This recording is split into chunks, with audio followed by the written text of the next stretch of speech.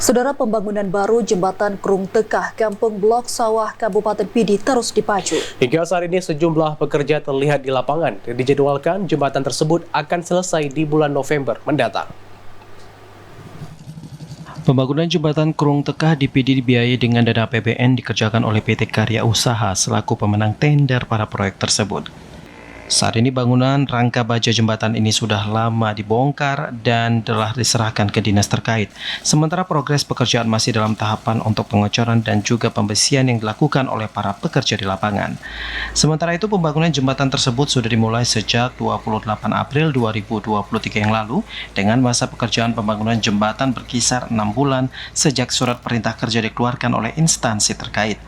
Meskipun jembatan tersebut sudah dibongkar dan sedang dikerjakan, namun tidak mengganggu aktivitas arus lalu lintas, mengingat hanya satu jembatan yang dibongkar.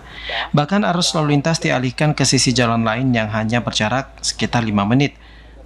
Sementara itu, konsultan pengawas Amri saat dihubungi via telepon mengatakan bahwa pelaksanaan proyek tersebut terus dipacu sesuai dengan jadwal pada kontrak kerja, yaitu bulan November 2023 mendatang. Dari Pidi, Hasbi TVRI melaporkan.